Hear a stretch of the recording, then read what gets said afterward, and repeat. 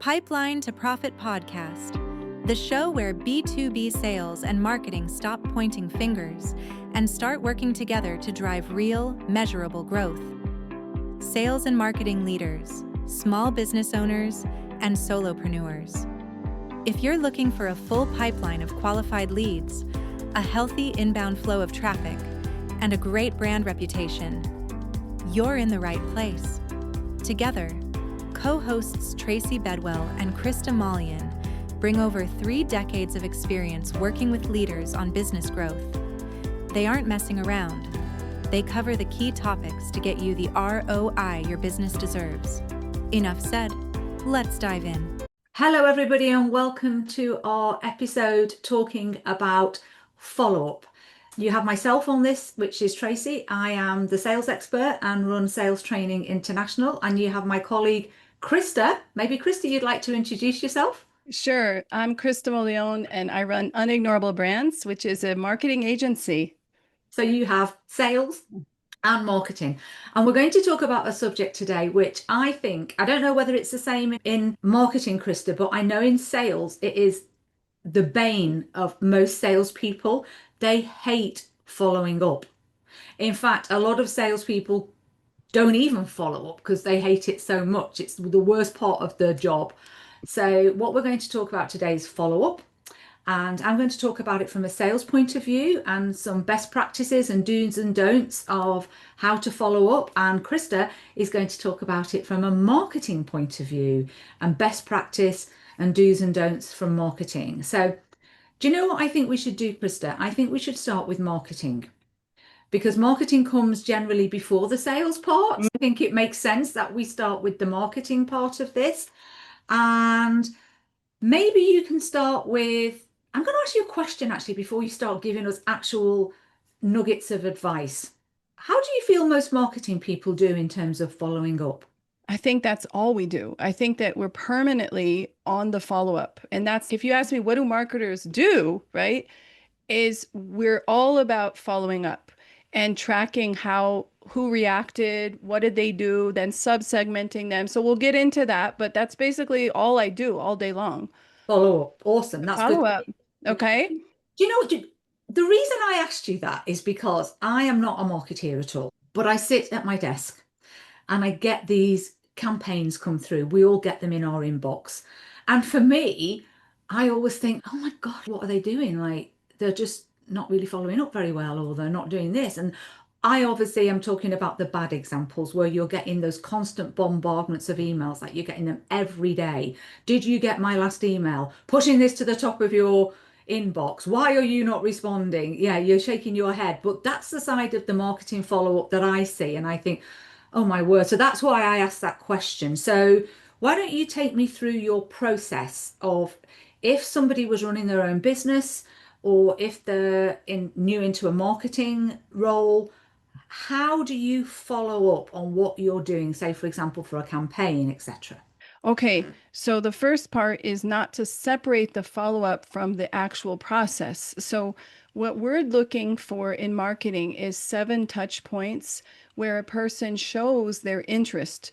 So from day one, the very first thing we'll do is make sure that we're only operating in a pool of vetted marketing qualified leads. And I say that in air quotes because I've fought with salespeople, like, what is sales qualified versus what is marketing qualified? So I think that's really important, is to start with this mentality that we don't need to follow up.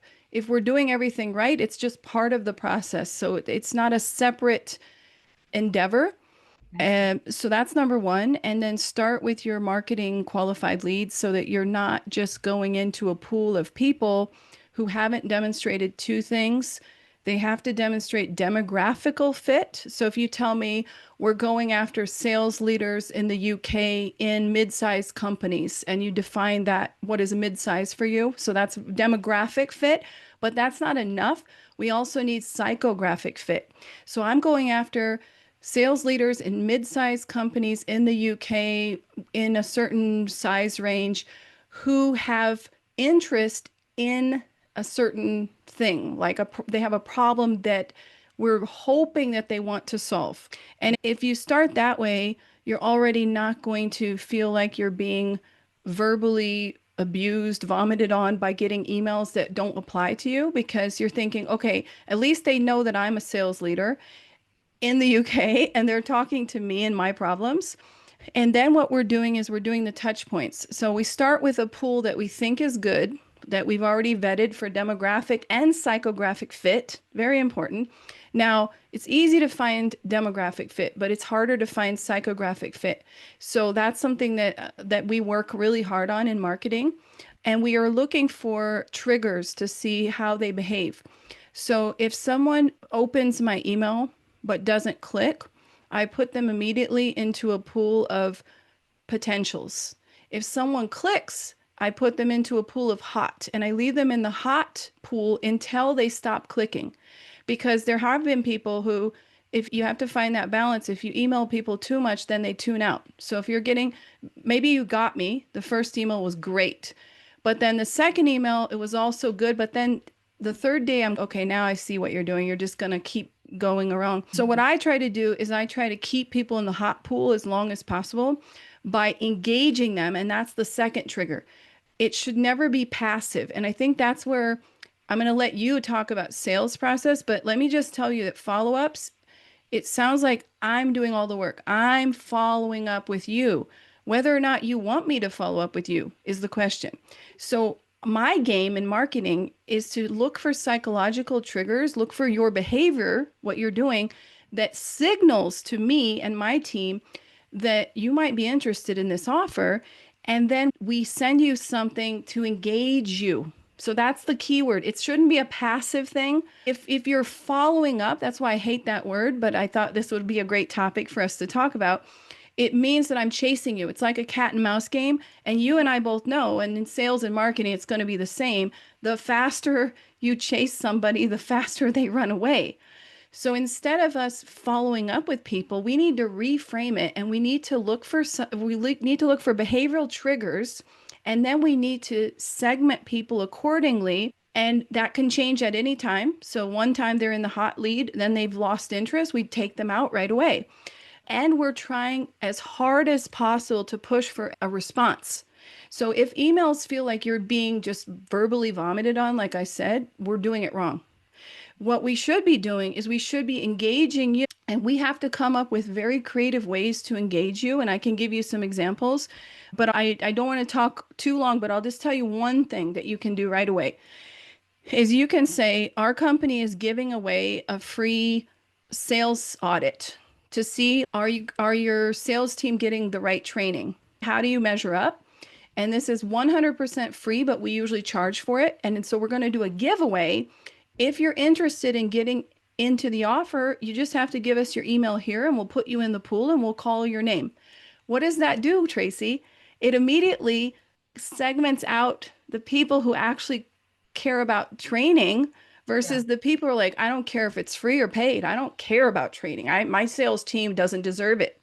So you see where I'm headed here? Follow up is a lot easier when you're looking for triggers and you're immediately in real time segmenting people into groups. And the people who aren't showing action, we leave them alone. We put them on a snooze button. We don't remove them completely. We put them on a snooze button and we tentatively try a different hook later on. So we're like, maybe it was bad timing. Maybe it was not the right offer for them. We'll try something else in a different campaign. But the people who are in my hot list, I'm not going to follow up and chase them. I'm going to keep trying to offer them stuff that they will want to book a call. They'll want to respond. They'll want to give me their information. And that's the secret. The secret is it has to be interactive, never passive. If it's passive, you're doing it wrong. Perfect. Oh, there were so many great tips there. I love the fact that you are talking about having to segment them into different categories. Obviously, the stuff I get, they're not segmenting because they're messaging. But I like the fact that you're segmenting. Okay, they haven't clicked or responded at all. We'll just keep them for another campaign. These have done a little bit. We might follow up with something different to them. They're hot. We're going to follow up with something different to them. I love the fact that you mentioned giving them something for nothing, because you know how big my love is of lead magnets, and we talked about that on a different show. But lead magnets certainly work in the sales point of view. I'm going to talk about those later, but you're saying you're using them also in marketing, which is great. Have a couple of questions. How often do you follow up and at what sort of time period? Yeah. One thing I never want to do is give people email fatigue. Our inboxes are all overfilled. And you're right to tell that marketers tend to over email. Okay. In fact, I'm writing an article called Are You Over Marketing? And it goes into detail about that's one of our mistakes that we do. Yeah. And the more emails, the better is definitely not correct. That's a very bad idea. But in terms of how often, here's how I frame it. It has to be with the end in mind. So that means that we're going towards a grand finale. So when I do a campaign, it's not just let me just spam you and spam you. It has to be like, we're going to announce the winner next Saturday. So if you're interested right now, you can win that free audit. We're going to call out the name and then we'll contact you personally, but we're going to end it with something. So you have a date in mind, or we'll say we're going to do a 5-day challenge and it's for sales leaders. And it will say in the emails day 1, day 2, day 3, day 4, day 5. And then what I'll do is in every email, I'll say tomorrow's the last day or only 2 days left to go, because then you, as the reader, feel like, oh, okay, now I can handle 2 more days. But if you're just getting word vomited on every day and you don't know when this began, when the end, you just know that they're having a monologue on your behalf, it doesn't make sense. So that's my answer to you is it can go for a certain time and it can be every day, but it has to have a very clear beginning and end. Okay. Yeah, I think, and that makes sense. For each campaign, there's a purpose, there's an end date in sight, and you don't follow up on everybody constantly. You just follow up on those who are showing some online interest by clicking, etc., or opting into something. I do want to add one more thing that's super Mhm. important in emailing is I highly recommend that everyone puts a little opt-out button inside their emails that says if you're not interested in this particular offer, like if it's a 5-day challenge, like if the sales leader challenge does not interest you, click here and we'll immediately remove you from this list. Okay, Okay. perfect. And but then I'll say you're not going to be removed from our whole list just from this campaign because I know we have lots of things to offer you, Yeah. but maybe this particular campaign doesn't interest you. And I'll tell you what, this strongly decreases the number of unsubscribes because you feel like you're cornered, you're being chased, harassed. You're like, I'm going to get off this list. And you might even be angry enough if I've done this too long, then you're going to report me to spam. And you know Sure. how that hurts our deliverability score. So I'll do everything to say, hey, I understand that this might not be the right offer for you. Just click here. No hard Love feelings. that. I love that because we Uh, all here in yeah. the UK legally you have to have an unsubscribed button on the We bottom. do everywhere in America too, but But it's I not love the enough. fact that It's you're black and offering, white. yeah, It's I too love the black fact and you're white, right? offering that extra Yeah. button as well to say if you just don't want to hear about this particular campaign, then yeah. And I've just got a question here. I'm just going to jump in now when there's a question. Is email still the best way to market? As I'm seeing people using WhatsApp a lot, and that's from John. And I feel the same, but in certain countries. So, like in the Middle East, they're massively using WhatsApp now. Whereas here in the UK, I think it's probably still more email. What's your thoughts on? I know it's not this subject because we're really talking about follow-up, but it's a question. What's a good way to do a campaign? Okay. So I personally try very hard to teach my clients. I will build your list for you. I will build you a nice, clean product market fit list. I'm going to underline that, okay? Because 9 out of 10 times my clients have bought a list or pretty much just imported a bunch of people. They're like, oh, I'm like, where did these leads come from? I don't want to know. Monkey didn't see, monkey didn't know, hear nothing. So it's really bad. So first of all, you should make sure you're getting people who willingly opted in. And you and I talked about this via lead magnets. So they should be doing a lead magnet and they willingly opted in. And I Yeah. have so many creative ideas for lead magnets, events, challenges, giveaways, downloadables, templates. Like we can go on all day. Listen to our once it goes live, listen to our episode on lead magnets to find out about what to do on that. Yeah. Okay, but my point is, I think it's all about permission. Did they give you permission to message them on WhatsApp? If they didn't, you're a spammer. Did they give you permission to email them? If not, you're a spammer. And I know that's going to be controversial because that kind of goes against the whole point of cold outreach, but I don't think we need cold outreach. I honestly think that you and I are, interestingly enough, on the same page about this, that we can willingly find the right people who actually want to buy the product instead of harassing these poor people over here who are in the middle of their workday and suddenly start getting ding ding, my WhatsApp is going off. But with that said, just like you mentioned, it is cultural. So what we learn as marketers is how do you prefer to be your communication preferences? And that's one thing I teach. I create a welcome sequence for you when I do your email list that has the very second day I send out an email that says, so the first email is, hey, what are you doing here and why should you stay? I want to convince you, and I make it very prominent. If this is not what you expected or you don't want this, please opt out right now. The very first email, I'm like, here's what we're going to give you. We send out a newsletter once a week. We publish our YouTube video every Thursday. You'll get notified. If this isn't what you want, opt out here. But then I strongly encourage them to give me their communication preferences, and they can check in and out what they want. So they can say, look, I don't want to get your YouTube videos, so let me uncheck that. I would be okay with getting once a month your monthly newsletter. I'll leave that. And then I ask them, which means can we reach you by? And then I'll say, would you like an SMS? Some people like SMS. Would you like email? Would you like another way? And that's where we can add WhatsApp. And WhatsApp, by the way, has some amazing tools for marketers to be able to reach people and track and analytics tools. Heck, if your audience checks, I love WhatsApp, they've given you permission, please, by all means, do it. Just be wary because when somebody here in the audience asked about legal requirements, yes, you must have an unsubscribe, but SMS marketing, including WhatsApp, is even stricter. So you have to put like respond, stop if you want to immediately be opted out, and they will block you for multiple years if you disregard this. So it's like you can get in these blacklists very quickly by doing WhatsApp, whereas email, you can, but you can get away with a lot of bad stuff still. Yeah. Oh, that's perfect. And I think the overriding learning point for me with listening to you on that is the follow-up isn't just the follow-up, it's about the setup. The setup has to be right. Get it right at the start.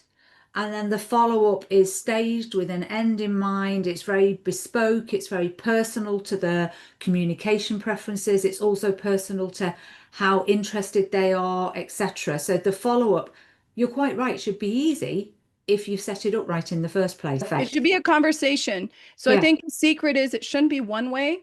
So never should you send out 3 emails without getting a response. You want to provoke people. So like I said, I put really tall, if you don't want to get this offer, opt out right now. Here it is. Here's the button on every single email. I'll even ask people, like, there's another thing you can do now is if you want to get fancy, you can actually insert in your emails star ratings or thumbs up, thumbs down ratings. And you can say, so does this offer appeal to you? Give me a thumbs up if you liked it. If you don't like this offer, give me like a unhappy smiley face or a thumbs down. That's a fun way to gamify the process so that it's a very low commitment to communication means versus telling people you have to respond to this email. But if you give me, just click the thumbs down button, then I'll know and I'll automatically have a trigger because I'm all about triggers if you know me, that will remove you from the sequence and I'll put you into the bucket so I know why I removed you. And this keeps the email list from getting too many spam complaints and reports, as well as opt-outs, just not because you don't like my offers or my services, but because I've been doing a bad job of engaging you. That's sad to lose subscriber just because I've emailed you too much. Wow, I love that idea. And another thing this has taught me, I think most people, if they don't have a really good marketing department, probably need to hire somebody to do the email marketing or WhatsApp marketing for them, because Come for on me, down. I love this because stuff. for me, everything you're saying is exciting, but it's not my forte. It's not something I have time for. And I think what has been very clear to me in this chat is it's got to be done right. It's got to be done right. Oh, we have these Otherwise, you're wasting your automation time. sequences with maybe 14 different triggers. Yeah. And then I can go in every day and I can say, okay, this, and so it's a way of communicating with your audience that makes it a one-click communication. So they don't, I'm trying to ask them questions and I'm looking for clicks. And that's another thing about follow-ups is you need to focus on clicks. Yeah. If, like I said, if it's just one way, then you're not following up, you're spamming. Yeah. Perfect. Thank you so much, Krista. Now, we've talked about marketing. Should we talk about sales? Tell me how it works with sales. You guys have more savvy negotiation tools, right? Well, I think it's similar to what you've said, but obviously not as complicated because we're not doing it on an online system and looking, but it's very similar. As you were talking, I was thinking, gosh, this is so similar. I actually made some notes of things I wanted to get across on here. And the first thing I put is good practice equals easy follow-up. And that was my first thing on my notes. If you're doing it right in the first place, the follow-up is simple. And by good practice, I mean, if you're having a good meeting with the client, so you're asking the right questions during the meeting, you're finding out the right information so that then you can go on to stage 2 and send them a very good proposal. And when I say a very good proposal, short, to the point, clear, just about what they're interested in, and maybe add a video to that proposal in case they need to share it round other people within the organization. That's something I find helps. So if you're doing a really good meeting with a client, getting all the right information, then following up with a superb proposal and thinking to yourself, okay, nowadays it's often not one person who makes a decision, it's often 4 or 5 people within an organization. They weren't in my meeting. How can I make it so that this person who was in my meeting can share this easily? So quite often, apart from doing a good document, a short document, I might do a short video so that they can send that round with it. I find that if I am doing that bit right, the follow-up, oh my God, it's like a million times easier. So much easier. So I think that's the first point to make. It's exactly what you were saying. If we're doing the first bit right, the follow-up should be easy. So there's a lot of bad advice out there about follow-up. I see people say follow up until it's dead. I followed up 10 times and I got a sale on my 10th follow-up. Okay, listen to me. If you're following up 20 people and you follow them all 10 times, you might get one sale on the 10th time. And you might do a post on LinkedIn to say, I followed up 10 times and I got a sale at the end of that. So you should always follow up till dead. You might find one person who does say yes after 10 times, but those other 19 are going to be like, this person is crazy. I never want to hear from them again, ever. So for me, follow up has to be proportionate and not overkill. So whenever we're doing a sales training course, we do not give the advice follow up till dead, follow up till you get a no. That is very 1980s sales advice. We do not do that. That's point number 1. I have a process. Now, I'm not saying that my process is 100%. I'm just going to tell you what I do, and it works really well for me. I have a 3-stage follow-up process. That's all I do, 3 follow-ups. So I've sent the proposal, I've had a meeting, I've sent the proposal. I'm going to wait a little while. I'm going to give them some time to read it and to share it. Now, ideally, I will have asked them, I'm going to send you a proposal. How long do you need before I follow up with you to find out? Are you going to share it with other people? Do you want a video to go with it? So I'll probably have a note in my CRM. This person wanted me to follow up after a week. This person said follow up after 2 weeks because it was going to take them that amount of time because someone was on holiday. So my first follow up, I tend to always do on email. Now that might not be popular, but I always do it on email. I always send them a very short email to say, as agreed, I'm following up after a week. How did it go in terms of reading through it yourself? Do you have any questions? Did you pass it on to the other people you set? I do my email follow-up. I find it less intrusive doing an email as my first one. And I've tested this hundreds of ways. So I tested it hundreds and hundreds of ways, and this is just what works for me. Now, quite often, 7 times out of 10, you're going to get a response to that email. But what if you don't? What if they just don't reply? My second follow-up, I normally give them about a week, I'd say, because you never know. They could be on holiday, they could be busy, they could be in the middle of a big thing at work. You don't know. My second follow-up, I ring them. I pick up the phone and I ring them. Now, I know that's not a popular thing to do these days, to pick up the phone, but that's why it works. People don't get many phone calls anymore. So I pick up the phone. Now, if I can't get a hold of them on the phone, another option could be I could leave them a voice note if I wanted to on the phone. But an even better way, I think, if I can't catch them on the phone, I will probably go onto LinkedIn and send them a voice note on LinkedIn. It's a bit more unusual than getting a voice note on your phone. So my second follow-up is that personal touch. They're hearing my voice. What if they don't reply to that? Now, I've done 2 already. And at this point, I'm thinking, I don't want to be overkill on this here. So then I send my breakup email, which sounds dramatic, but it works. I send them a breakup email. My breakup email is very nice. It basically says, I've followed up twice. I don't want to be one of these stalker type people who are constantly following up. And if you've gone elsewhere, awesome. I hope it works out. If it doesn't, you know where I am. If you're still thinking about it, when you're ready, let me know. If you've decided to bin this off, no hard feelings. I'm here if you ever need me, type of thing. It's very nice. It's very kind. That breakup email gets a 90% response, because they normally come back and say, oh no, I still want it, but, or, oh yeah, I'm really sorry, we lost our budget and I didn't tell you, thanks anyway. So that's my 3-stage process. Now I do something else. In this 3-stage process, I do what you were saying. So this is where it links onto marketing. I give lead magnets at each stage. So when I do my first follow-up, that first email, I might put something quite low value on there, but interesting, to say, oh, I came across this article that you might like, or I forgot to add this to the proposal, but I think it might be useful to you. Or I thought afterwards, maybe this is something that you might like. So I do that on my email.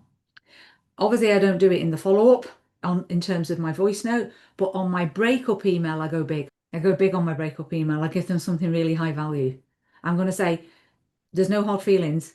And to prove there's no hard feelings, I'm going to give you this. Because whatever your decision, whether you've lost your budget, you've gone elsewhere, things have changed, I think this is going to be helpful to you. And that's how I follow up. It is simple.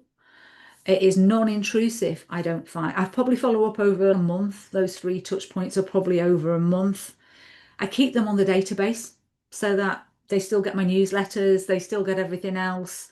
I keep them on my LinkedIn radar as well, because obviously sales is very different to marketing. We've had a meeting, we've had a chat. So I keep them on my LinkedIn radar. I might comment on the odd post, just so they know who I am. If anything else pops up, I might just send it to them. And I feel like that's enough. I don't know what you I think. love that. I love that because you're doing 3 touch points, and 3 is a great number. And I also, okay, go charge it in there. I'm sorry, my daughter's got off of school today. I think also, though, one thing that both of us are trying to do just from different perspectives is to build rapport. So that's really important by giving value. So some of the things you've said is you've had a meeting with them, so you know more about them. Then you're giving them those lead magnets, so they're feeling like, okay, we have a personal connection. You're also doing the giving them the value pieces, and you're being very clear that I'm not going to be harassing you. And that's what I was talking about, a beginning and an end. So it's really important not to make a person feel like they're going to follow up with me forever and ever. Yeah. But I think it's also good if we can combine the two, meaning, like, for example, there's lots of software now, technology that can help with these things. Like, for when you do send the follow-up email, the very first one, you can have a mail tracker. And so you can always be seeing, did they open the email or they didn't? Because remember what I talked about, triggers? That's one of my triggers. I'm not going to answer the same way if I know they're ignoring me than if I know they didn't open the email. And there's a lot of free mail trackers. So you don't have to have a fancy sales software. In fact, even my son right now, who's applying for jobs, he graduated from uni this year, and I got him a free mail tracker. And I'm like, you need to know who has read the email and who hasn't. So I'm teaching him some marketing tricks where I tell him, okay, once a week you go in and you sort out all the unread emails from your mail tracker Yeah. and you resend them. And I said, you're not going to resend them 4 or 5 times, but if they haven't read them or opened them, there's a good chance nowadays that the email didn't go into their inbox for whatever reason. One of the things I fight with daily, because I'm working with a lot of corporate companies, is how to get the emails into the inbox. Because these corporate companies, they have really good firewalls and very sensitive security triggers. And that's one of the real reasons why I agree with Craig here, who says, can this damage your reputation? Not only harassment and spamming people will damage your company reputation and your personal reputation, but if they report, if a couple of things happen, if you keep emailing and they don't open them repeatedly, this will signify that you are a spammer, and then your whole deliverability will suffer. If they report you, even worse, and it's like a DUI, drunk driver, it stays on your record for a very long time. So I've had customers who said, look, marketing is too slow for me. I don't have a year to nurture people and put out all this wonderful social media content. I want hard, cold cash like every month. I need like cold calling, cold emailing. Like that's what I'm looking for. And what I tell them is then you might have a cold, hard stop in your business because very quickly you're going to get on all the blacklists. And Mm. I can run right now from, I even stopped working with a client who you know about. Yeah. I won't name names, but this person was convinced by their new hire, their new COO to go that route. Yeah. Is we can get you sales quicker if we do a lot of cold spamming, we'll follow up and do all that. And now they're on every blacklist. None of their emails go into the inbox. They can't even send a personal email from to another client because it goes always into spam. They've lost all their ability to email. I love the idea of getting a free email tracker because when I send a proposal, I put smart links into my proposal so I can see if they've opened a proposal and I can see if they've spent a lot of time. It generally is on the cost page of the proposal. Let's be honest with you, that's the page most people stay on longest. But I don't track the emails, which is quite an interesting one. So, do you, whilst we're on here, could you recommend a good free email tracker? Maybe the one that you told your son about that people could try? Yeah, yeah. So the one that works really well, it's a Chrome extension. It's called Mail Track. Mail track. And I can put that in the follow-up in the notes. But Um, if you look up free email tracker, you'll find a lot and it will tell you what it works on, what it doesn't work on. So it depends if you're on Microsoft, Gmail, whatever, the compatibility. But I find that super basic because yeah. before I start harassing you or jumping to conclusions, they're ghosting me.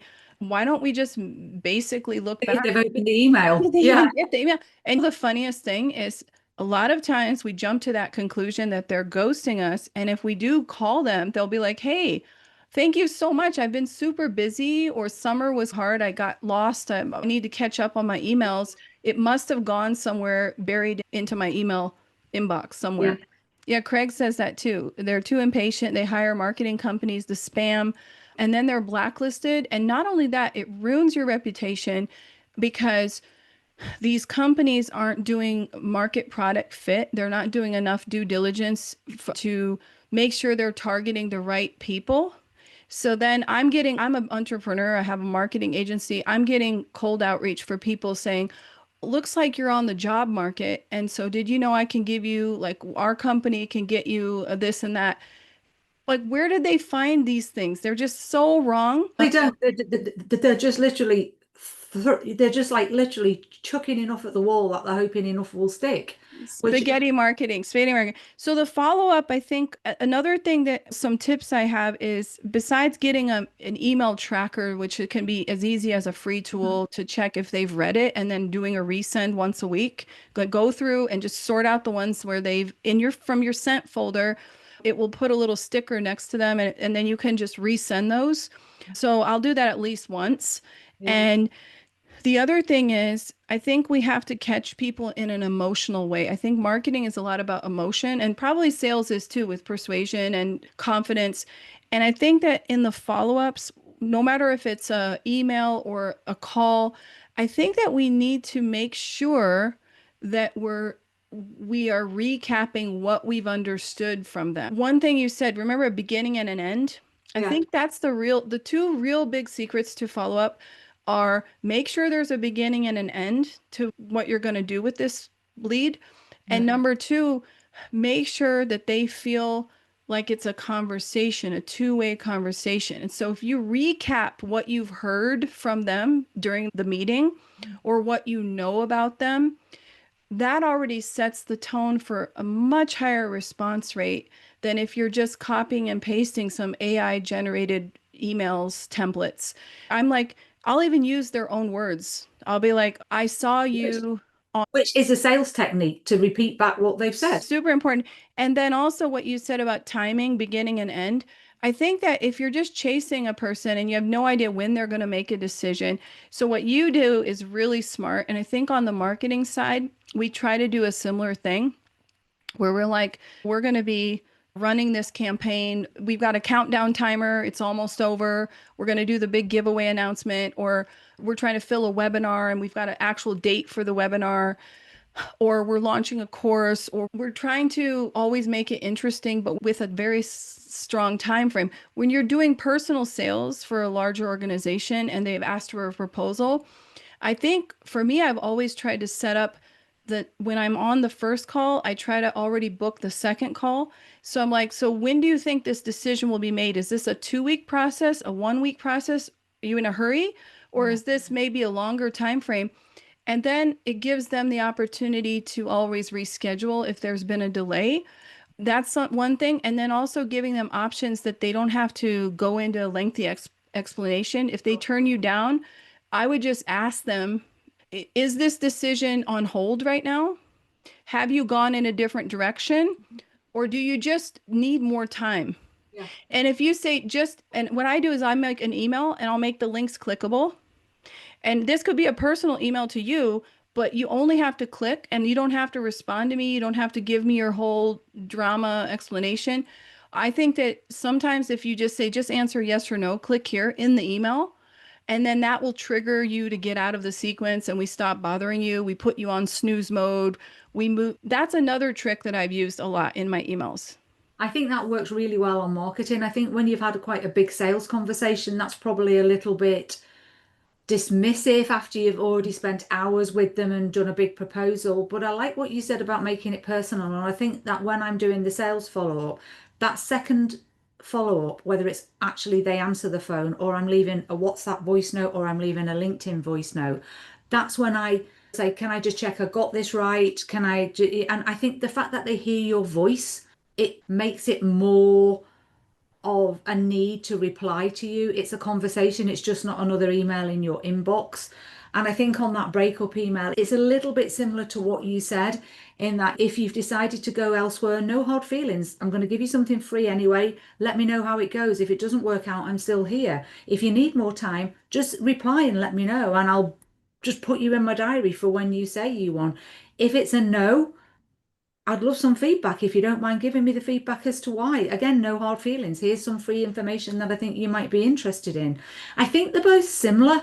I think what I've gained from this conversation is the setup is important. If you're doing things right at the start, then that makes the follow-up a million times easier.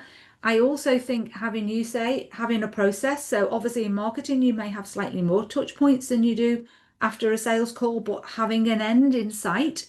And I think my third big takeaway is using lead magnets in the follow-up, having something of value and having something maybe of increasing value so that when you're following up, you're not just harassing you, or they don't feel like they're being harassed, they're actually getting some value from your follow-up as well.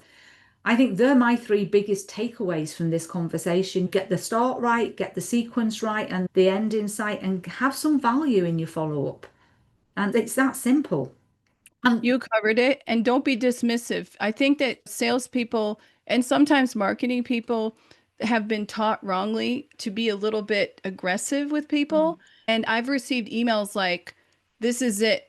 This is the last time I'm making you this amazing offer. And you're such a loser. If you want to stay a loser and lose $1 million, then that's up to you. I'll never email you again. And then 2 weeks later, I get put back in their sequence and I'm getting their emails again. So I'm like, come on, guys. So being dismissive of people, or it looks like you're not up to my level to pay for my service. Like you're too poor to pay, or you're too cheap to.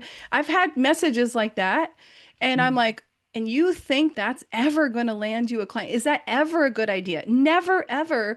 And if I ever found out, this is one of the biggest problems with marketing and sales, Tracy.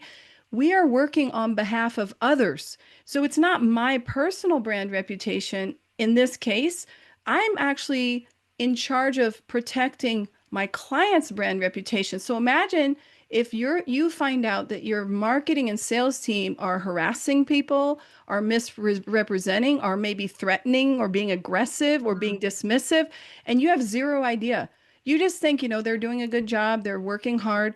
And then you find out, wow, your sales team has been browbeating us, or your marketing people are spamming us. So I think we have to remind ourselves in the follow-up as professionals too, treat others how you want to be treated. Do you want to get those kind of aggressive salespeople? Do you want to get those kind of spammy marketers? No. So let's not do that for ourselves or for our clients. That's the bottom line. One more thing. I actually have one more thing written on my notes that I haven't said, but it fits in exactly to what you've just said. Follow up with kindness is what I have put on here. Follow up with kindness. It's not personal. If they've gone somewhere else, if your prices are too high, if their boss won't make a decision, if their budget's been cut, it's got nothing to do with you. It's not personal. So just follow up with kindness. Wish them well. Give them something nice that might add value. And keep in touch. Different but certainly on the sales one, if everybody who you have a meeting with, every single person who you're following up with, you should be connected to on LinkedIn. And if you're not, therefore you're missing a massive point, because if you're not following up with the people, if you're not connected to the people who you're following up with on LinkedIn, how do you get back in touch with them in the future? It's a process. It's a different process to marketing, because obviously you're not going to be connected to every single person who you send a marketing email out to. But it's those touch points. It's another touch point for you to have another conversation with at a later stage. So I think we'll wrap up there. I think we've given some good advice, I hope. Every marketer will have a different process. Every salesperson will have a different process. We're not saying ours are 100% right and everybody else is wrong. We're saying what we do works for us and it works well. And we hope you've got some hints and tips from there that are useful to you. I'm going to actually stop the recording right now, and we're going to stay online for anybody else who's got any questions. And don't forget, we'll come back to you here next month with another one of these on a different subject, but still in relation to sales and marketing, looking at it from both points of view. And let us know if you have any ideas. So post it in the comment wherever you're watching this or listening to this. Please let us know. Reach out to us on LinkedIn. I personally have my LinkedIn on an open profile, and I highly recommend everyone listening do that. If you're in business, you should have an open profile, meaning that people do not need to use up their in-mails to email you. Because I'm not obliged to respond to you, but I don't want you to feel like, oh, I have only a certain amount of credits. I can't really message her. Please do message us. I think we've done about 4 of these now, which will be going onto a podcast very soon. But if there's any other subjects you want to hear about, let us know. I'm going to stop the recording now. Let's dive in.